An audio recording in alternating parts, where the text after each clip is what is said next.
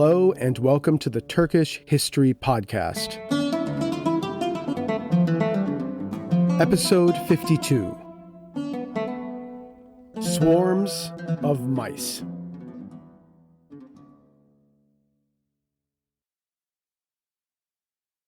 Before we begin, if you have been enjoying this podcast, I'd like to ask you to please subscribe, rate, and leave a review on Apple Podcasts or wherever you get this podcast.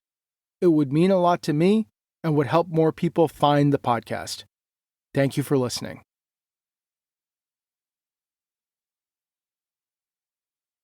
So last time, we discussed the aftermath of the death of Kılıç Arslan, how the Sultanate of Rum came to be eclipsed by the other beyliks and divided among his sons. We ended with the rise of Şahinşah, his consolidation of power in Konya, the resumption of large-scale Turkish raiding of Byzantium, and the sort of unsatisfying results of his inconclusive war with the aging Emperor Alexios Komnenos. The emperor had been stopped from reaching Konya, but the Turks had lost a field battle and the Sultan had almost been captured. Both sides then agreed to not invade or raid each other's territories, and the emperor had recognized the Sultan and again attempted to incorporate the Sultanate into the hierarchy of the imperial system, to bring it under the imperial cloak, as it were. And today, we will see the consequences of that treaty, and we will welcome onto the stage a man who will be with us for several episodes to come, the longest-serving Sultan of Rum, Mesud I. Now to begin, as Şahinşah began to ride back to Konya in 1116, he likely had no reason to think that the treaty that he had signed with the emperor would lead to his undoing. Yes, it was not an unqualified victory, but it also wasn't really an unqualified defeat. Both sides had gotten something out of the agreement, and Şahinşah was likely feeling pretty good about the whole thing. But it would turn out that he was mistaken, and this treaty would soon lead to the end of his reign. Because to the east, his half-brother Mesud and the Danishmend Bey Emir Ghazi spied their chance and used the supposed submission of Şahinşah to the emperor as an opportunity to strike. However, before we dive into the story, I'd like to just make a qualification here.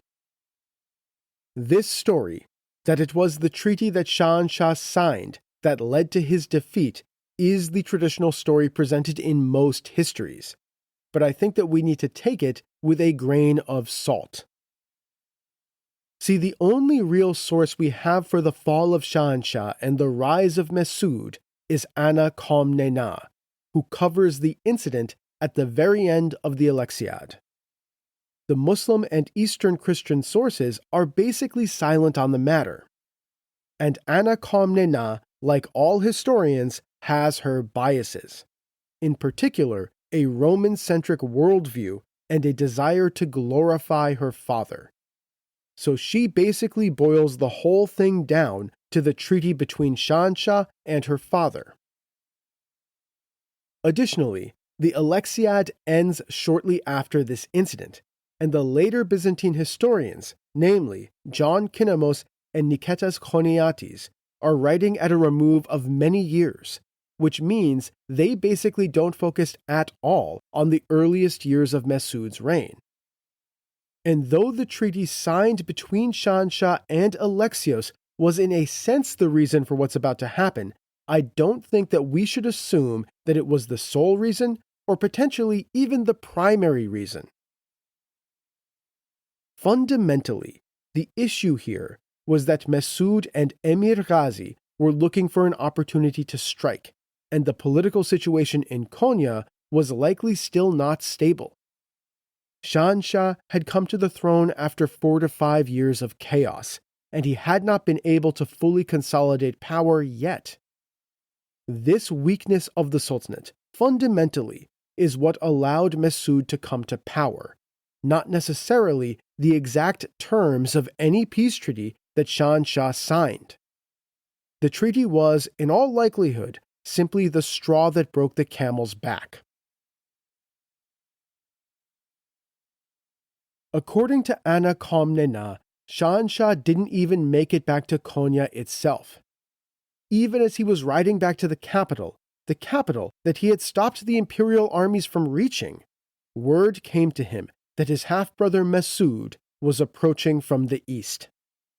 And this is yet another indication that the prime cause of the fall of Shahanshah was not so much the content of the treaty, but the inherent political instability of the Sultanate. Because how could Mesud have even learned of the content of the treaty while assembling his armies? Therefore, in all likelihood, it was the absence of the Sultan from Konya that provided the initial opportunity to Mesud and his father-in-law, Emir Ghazi. It appears that when the news arrived in Sivas that the Sultanate was engaged in a war with the empire and that Shahanshah was raising armies to march west to confront Alexios Komnenos, Emir Ghazi and Mesud decided to act. This was their chance. For Mesud, the chance to gain the throne. For Emir Ghazi, the chance to have his ally and son-in-law come to power in Konya, with Danishmend help, and to have the Sultan of Rum be dependent on the Danishmends to stay in power. And thus, with a heavy contingent of Danishmend warriors, Mesud rode out of Sivas and began racing west to confront his half-brother. Anna Komnena says that Mesud was aiming at sovereignty and had plotted Shahanshah's assassination, since some satraps had gotten round to him, as nearly always happens. This is an indication that not only was Mesud relying on external Danishmend forces, but had gotten several of the beys loyal to the Sultanate to switch sides and back him. And though we can't know, given that Konya lies between Sivas and the battlefield near Afyon, where Shahanshah and the Emperor had just concluded their treaty, it is possible that Mesud had swung through the city to secure the support of the other key stakeholders in Konya. When news reached Shahanshah and Alexios Komnenos of the advance of Mesud, the aging emperor reportedly counseled the young sultan not to advance against him.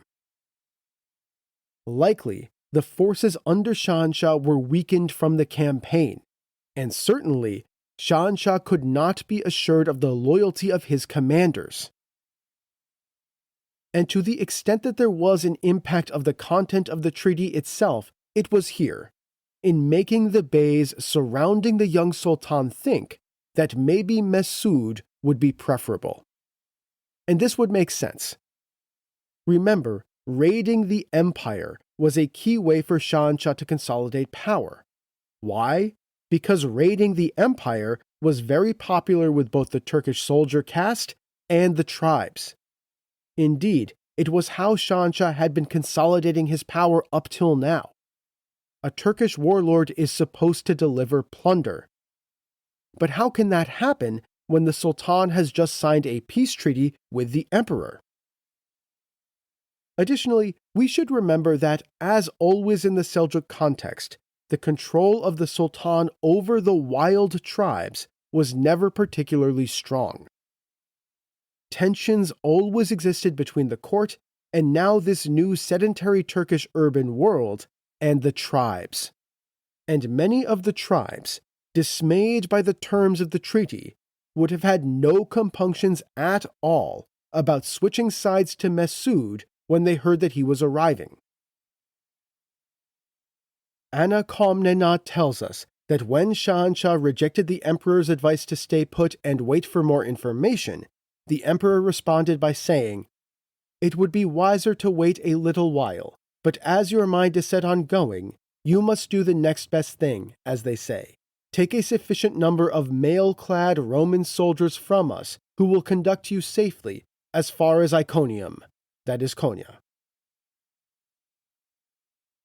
Clearly, the wily emperor was hoping to further increase his influence and power over the young sultan, to wrap him even more tightly in the imperial cloak.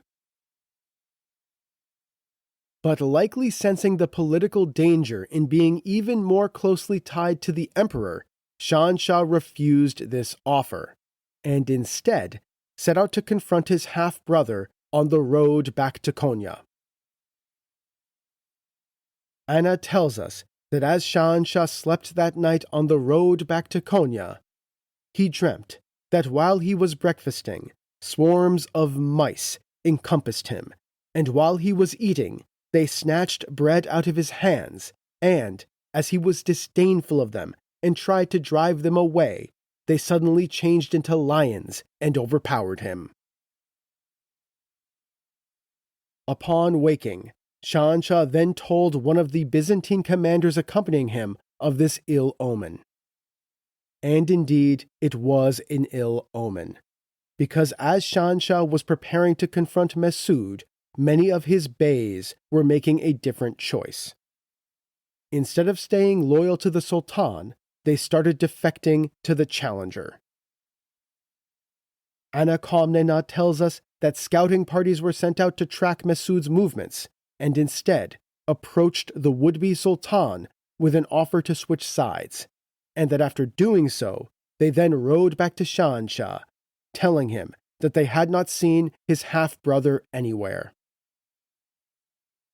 Slowly, Shahanshah's beys began to abandon him, and to the extent that there was a significant impact of the mediocre campaign and the actual substantive content of the treaty signed with the emperor, the draping of the imperial cloak over the Sultan, it was here. In convincing the beys and the tribes surrounding the Sultan that it was time to switch sides. Thus, with the support of his own army evaporating, and with even his scouts not reporting the location of his enemy, Shahanshah blithely marched right into an ambush set by Mesud. Taken completely unawares, as the Danishmend forces led by Mesud charged in from the sides, Shahanshah scrambled and fled. Anna Komnena tells us that he was struck by a spear hurled by a bey whose own father Shahanshah had ordered executed, and who had now turned on him, but that Shahanshah yanked the spear from the man's hands and managed to flee. With his army either turning on him or falling to Mesud, Shahanshah fled west, towards the emperor and the imperial army now marching back to Constantinople. The Sultanate was clearly lost. His plan was now to seek refuge with Emperor Alexios Komnenos. However, Anna Komnena tells us that instead of rushing to the safety of the emperor, hiding under the imperial cloak, as it were, Shahanshah foolishly listened to the advice of a bey she calls Pucheas. Pucheas had by now switched sides to Mesud, and he advised Shahanshah to take refuge in a small town named Tirajaim near Akshehir. Anna says, Shahanshah, the fool, followed Pucheas's advice, and on reaching Tirajaim was received pleasantly by the Roman inhabitants, who knew the emperor's goodwill to him. And I'd like to just pause and note that the presence of ethnically Greek towns in the territory of the Sultanate, Greek towns that even pleasantly received the Turkish Sultan, is yet another indication of the messy nature of the Byzantine-Turkish frontier world. A reminder that the two peoples continue to live among each other, and that this frontier world was a world of grays and not black and whites. With Shahanshah hiding out in Tirajaim, Pucheas naturally informed Mesud of his location, and shortly Mesud's army appeared and encircled the town. The game was now up for Şahinşah, though Anna Komnenot tells us that he attempted to resist and rally the townspeople to withstand a siege. Reportedly, he even shouted down from the walls at the soldiers in Mesud's army, threatening them that if they harmed him, he would bring down a Roman imperial army on their heads. But this was all for naught, of course. There was no way for the Greek townsfolk of a small Anatolian town and a handful of retainers to withstand Mesud's army. At the urging of Pucheas, the townsfolk opened the doors and let in Mesud's army. Şahinşah was quickly seized. Anna Komnenot tells us that his eyes were put out, something the Turks learned from the Greeks, as this was the traditional punishment for an overthrown Byzantine emperor. Indeed, this Byzantine punishment would continue on in the Turkish world, and in time, many an Ottoman vizier would end his career without his eyes. The blinded Şahinşah was then carted back to Konya with Mesud, who entered the capital after a stunningly brief campaign and proclaimed himself to be the Sultan in late 1116. Thus began the reign of the longest-serving Roman Sultan, Mesud I. But though Mesud became the Sultan in Konya in 1116, the start of his long reign was in many ways not entirely auspicious. Because the reality was that he had not come to the throne entirely through his own efforts. It was the Danishmend troops, loyal to his father-in-law, Emir Ghazi, who had put him on the throne. And it would be Danishmend's support that would keep him on the throne, at least for now. Indeed, we can say that during the first part of Mesud's long reign, the Sultanate of Rum effectively became a vassal of the Danishmend Beylik. And it would continue to be a vassal up until the death of the mighty Danishmend Bey Emir Ghazi. In a sense, therefore, the fall of Şahinşah also marked the death of the independence of the Sultanate. Mesud was now Sultan, but he was in reality a vassal sultan. See, fundamentally, the issue here was that the Sultanate was in an incredibly weak position following the death of Kılıç Arslan. For all of his faults, and there were many, Kılıç Arslan was a mighty sultan, and was, at his death, indisputably the supreme Turkish potentate in Anatolia. But with his death, the Sultanate fell into chaos and internal division among his sons. That fundamental political reality was still true. There was still Tuhrul Arslan and his mother Aisha Khatun and stepfather Belek Ghazi in Malatya. There was Mesud's full brother, Melik Arap, who will now chart his own course. And now there was Mesud in Konya. But none of these Seljuk princes, nor the state in Konya, was truly powerful enough to exert the influence and power across Anatolia that Kılıç Arslan had done. And thus, the Sultanate came to be eclipsed. Şahinşah's rule and his treaty with Alexios must be seen in this light. In a sense, in becoming a Byzantine ally and bringing the Sultanate back into the imperial hierarchy, in being draped in the imperial cloak, Şahinşah had found a stronger patron. Someone who could aid him in his political struggles against his rivals, and even, potentially, secure his independence from the other stronger beyliks, most importantly, the Danishmends. In some ways, sacrificing a measure of his independence from Constantinople in order to maintain his independence from Sivas. It's just that ultimately, the Danishmends had the troops to oppose him, and perhaps more importantly, there were enough beys within the Sultanate who preferred Sivas to Constantinople, and that made this plan unworkable. And this kind of makes sense. Remember, Şahinşah had initiated large-scale raiding of the empire for years prior to his peace treaty with Alexios.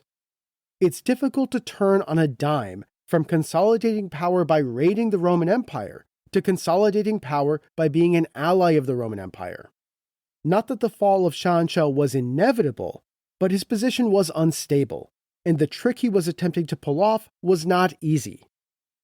And so Şahinşah was overthrown, and the Sultanate of Rum became a satellite state, a vassal of the Danishmend Beylik.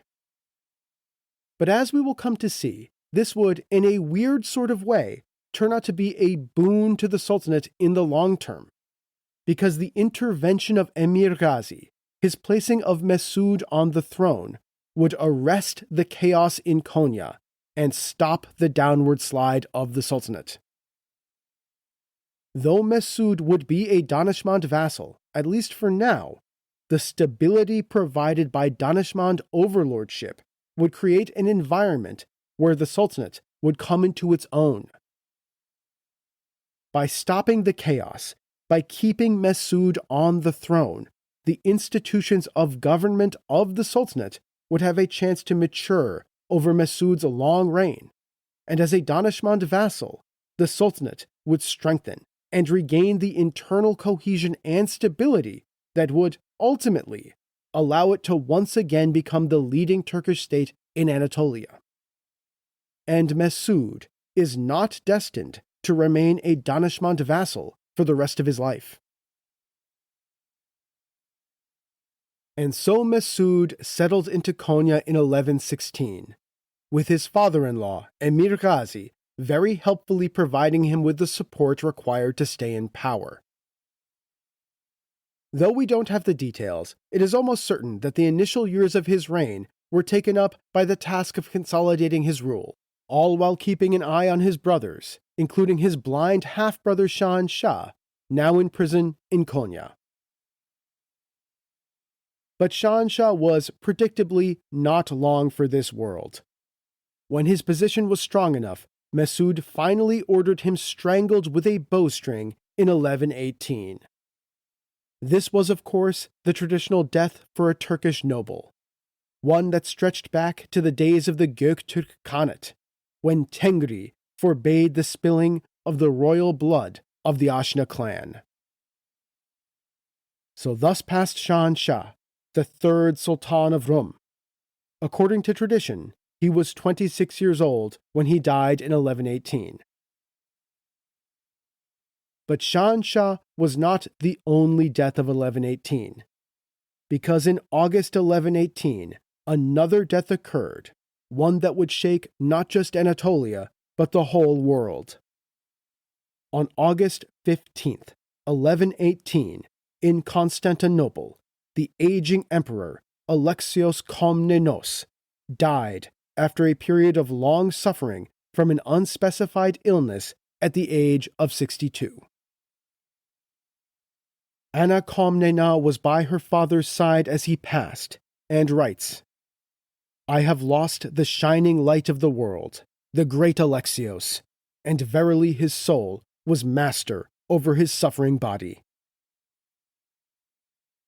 And though I normally only do lifetime career retrospectives for Turkish political leaders, I'm going to make an exception for Alexios Komnenos, the wily emperor who has been with us for an astounding 14 episodes. Alexios Komnenos was one of the most important figures in world history, and one of the greatest and most consequential Roman emperors to have ever worn the purple. In my humble opinion, he's up there with Augustus and Trajan and Constantine and Justinian. But from our perspective, the Turkish perspective, he was also one of the most consequential figures in Turkish history despite not being a Turk. One side of this is certainly adversarial. It was Alexios Komnenos who had arrested the decline of Byzantium, summoned the Crusaders from the west, unleashing a new type of holy war on the world, and then reconquered a huge stretch of western Anatolia from Turkish political rule. And as we have discussed, not only did the Crusades and the Byzantine reconquest push Turkish political rulers out of Western Anatolia and deal a devastating blow to the Muslim world as a whole, but it was a key driver in the rise of the Ghazi ideology among the Turkish ruling elites. This was a mirror image of the crusading ideology, and ultimately led to the Turkish rulers conceiving of themselves and of their rule in new terms. But another side of Alexios' reign is far less adversarial towards the Turks, and indeed marks the beginning of the Turkish integration into Anatolia. Despite how it is often presented by modern popular history, Turkish and Greek nationalists, and Christian and Muslim extremists, the Turks and the Romans were not implacable enemies. Instead, both sides deeply influenced each other. And this is just as much a part of Alexios' legacy, and just as much a part of Turkish history.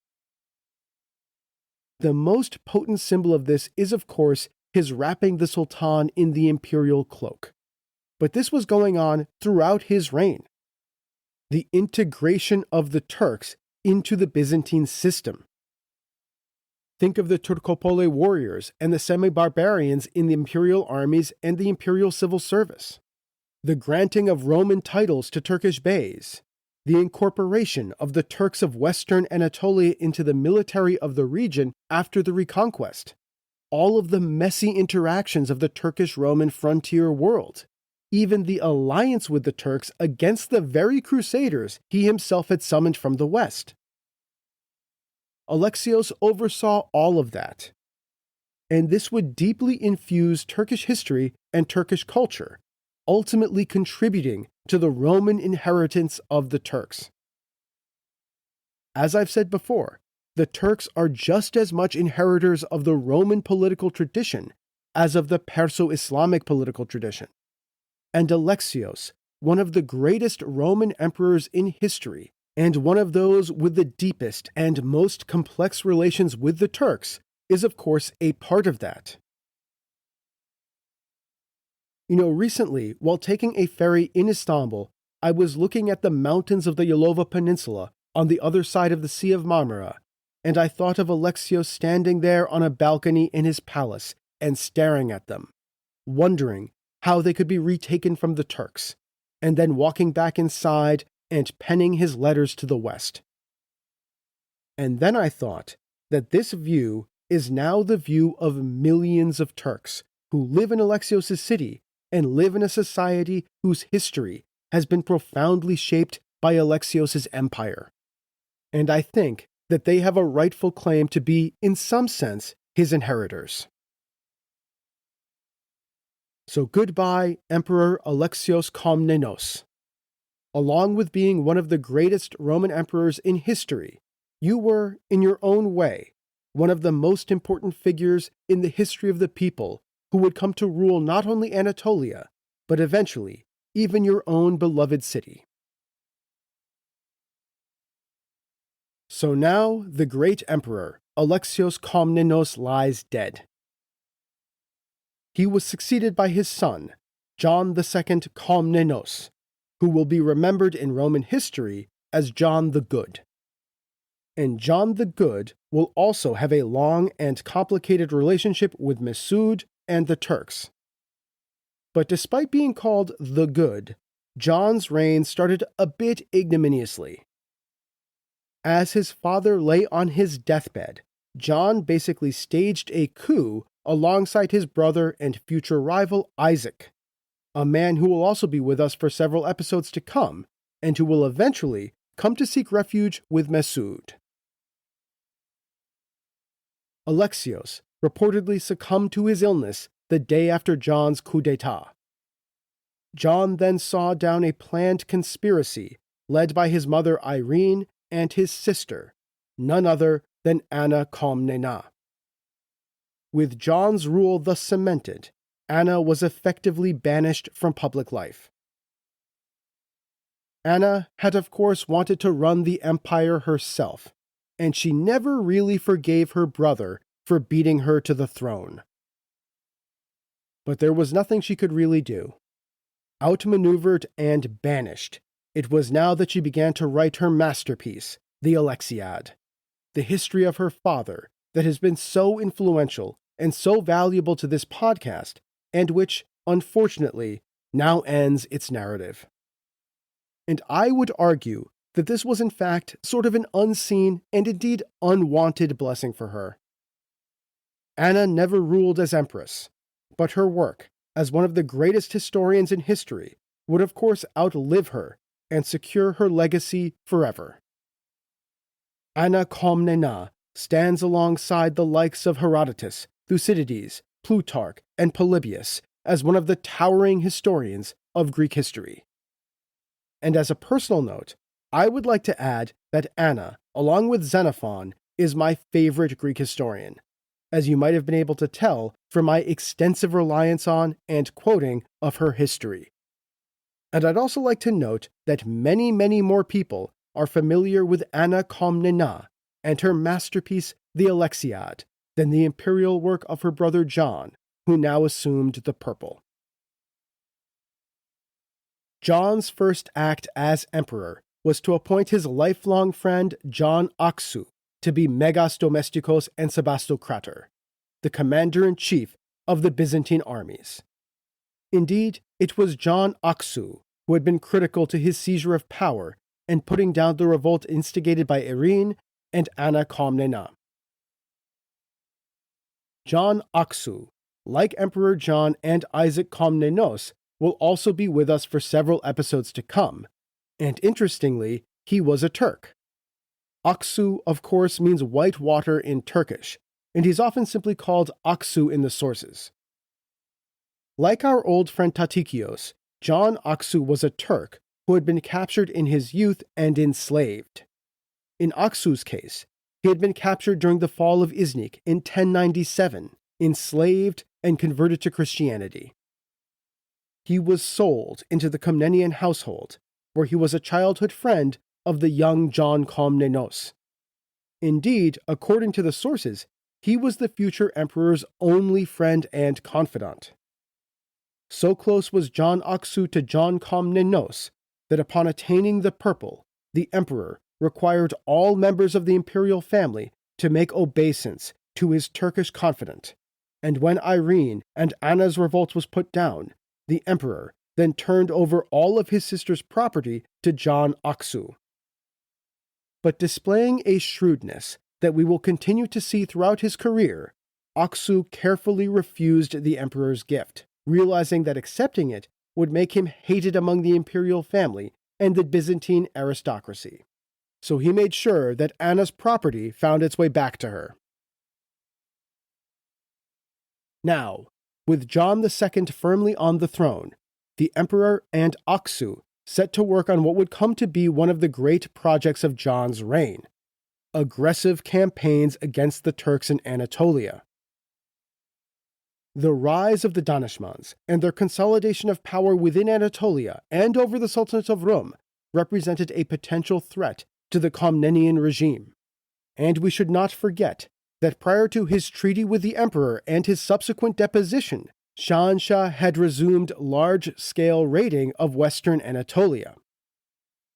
This was supposed to have ended with Şahinşah's treaty, but now Şahinşah was gone, and Alexios was dead. Their treaty was buried with them. One of our main Byzantine sources following the end of the Alexiad, the Historia of Niketas Choniates, writes that Emperor John saw that the Turks were violating their treaties with his father, and in great numbers overrunning the cities of Phrygia and the Meander. This is likely an indication that with the treaty of Şahinşah and Alexios dead, the Anatolian Turks, now under the overlordship of the Danishmend Beylik, were again escalating their raiding of western Anatolia. However, we do need to take Choniates with a grain of salt, especially with regards to these earlier parts of his history. Choniates was writing of these events in the early 1200s, so about a century after they took place. However, there are some reasons to believe that Turkish raiding did escalate after the fall of Şahinşah and the ascendancy of Emir Ghazi. As we have discussed, our sources do imply that the treaty between Shahinshah and Alexios, the wrapping of the Sultan in the imperial cloak, was not particularly popular with many of the Turkish beys. Likely, the beys and the tribes who backed Mesud, who defected to him from Shahinshah, wanted to resume raiding, and that's why they backed him, at least in part. Furthermore, the news of the death of Alexios would have made its way east, and from China to Iran to Central Asia to Rome, the fall of a powerful emperor is often accompanied by the neighboring steppe peoples trying to see what they can get away with.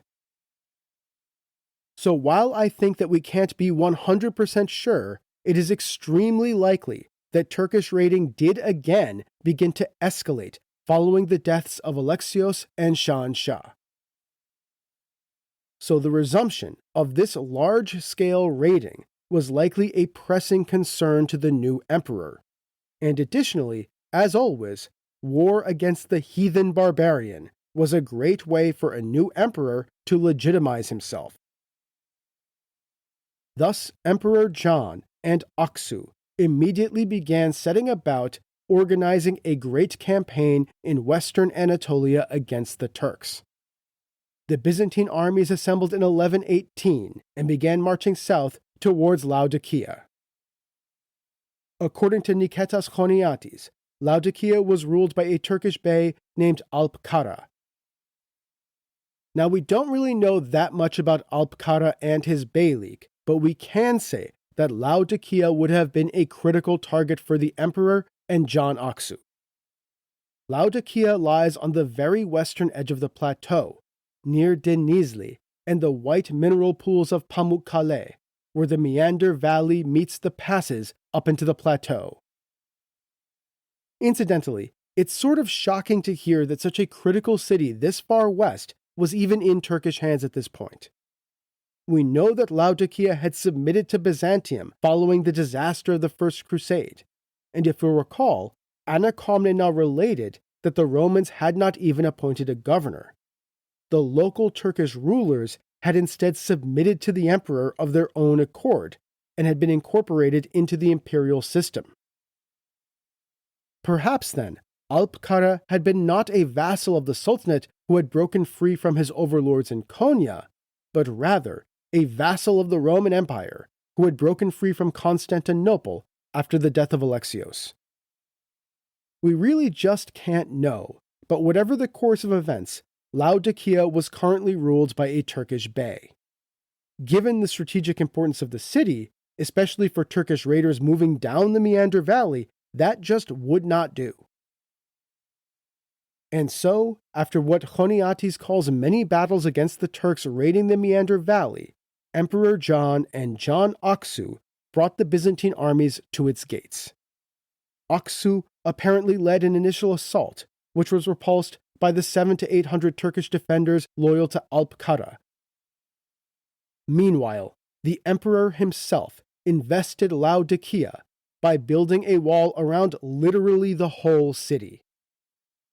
Following this investment, Laodicea's fall was basically inevitable, and Choniates tells us that Alp Kara was routed.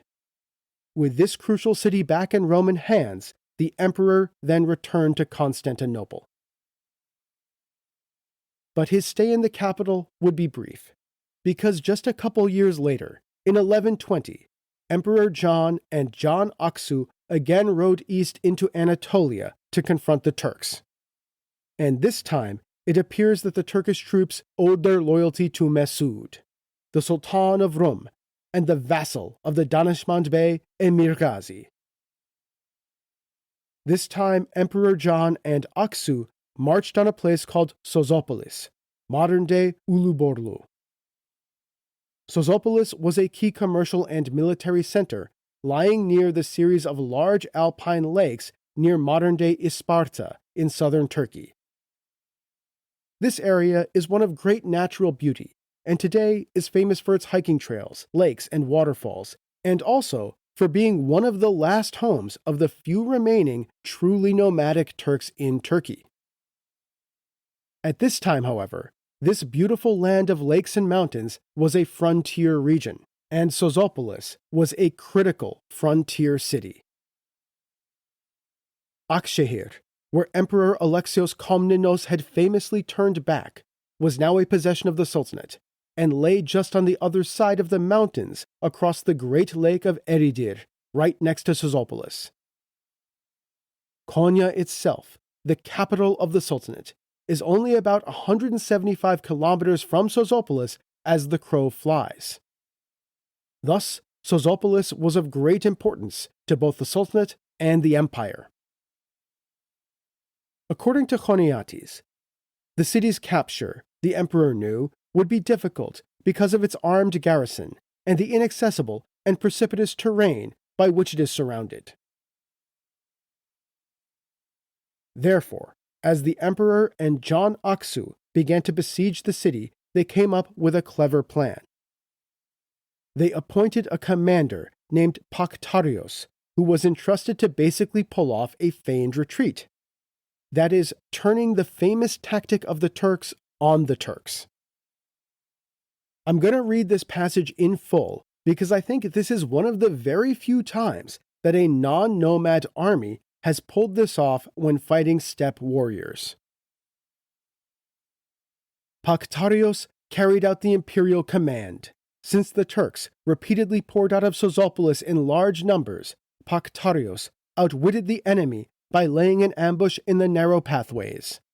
On one of their pursuits, the Turks, without giving thought to a possible ambush, impetuously chased after the Romans for a greater distance than usual and rode heedlessly over the rough terrain. When the Romans, who were lying in ambush, observed the Turks chasing at full gallop after one of their divisions, giving heed to nothing but the overtaking of the fleeing enemy, they rose up and eagerly assaulted Sozopolis. I just love the turn of the tides here.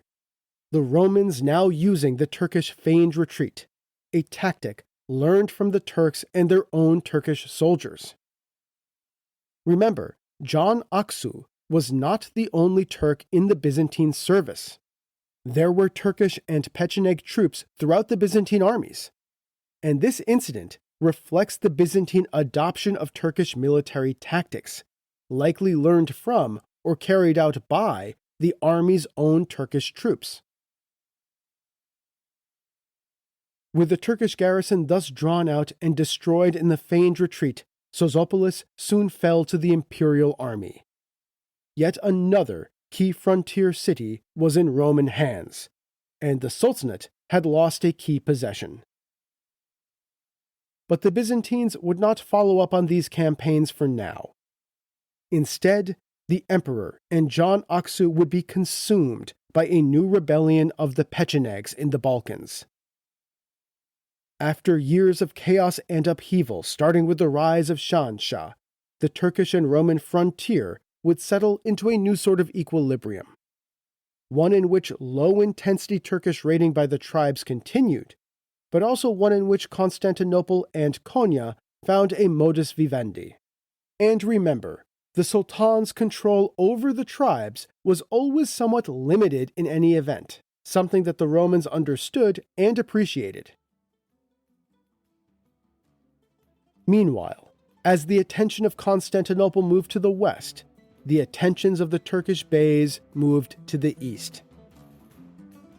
And so next time, we will travel east, and we will discuss the power struggles among the beys of Turkish Anatolia. And we will cover the reign of the greatest Danishmend Bey of all time, the Bey who could count the Sultan of Rum among his vassals, and who will come to rule as the overlord of the Turks in Anatolia, Emir Ghazi.